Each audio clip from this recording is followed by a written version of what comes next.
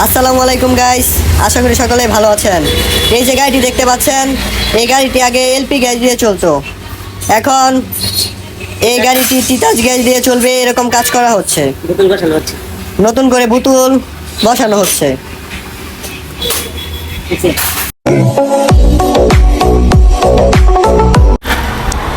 LPG গ্যাসের দাম বাড়াতে এখন এই কাজ করছে গাড়ির চালকরা, তিতাস বানাচ্ছে। এলপির দাম বেড়ে গেছে, যার কারণে তিতাস লাগানো হচ্ছে। আবার এলপি পাওয়া যায় না, অনেক সময় গাড়ি বন্ধ করে রেখে দেয় মহাজনরা, তারা জমা পায় না, তাই এটি তিতাস বানানো হচ্ছে।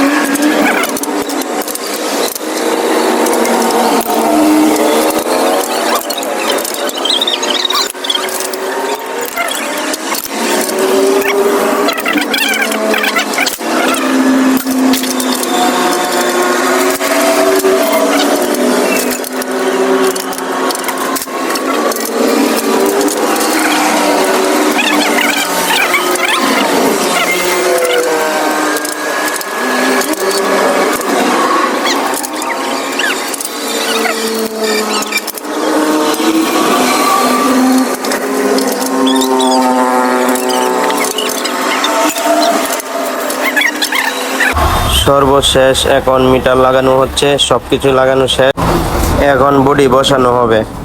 ভালো লাগলে ভিডিওটি শেয়ার দিয়ে দিন।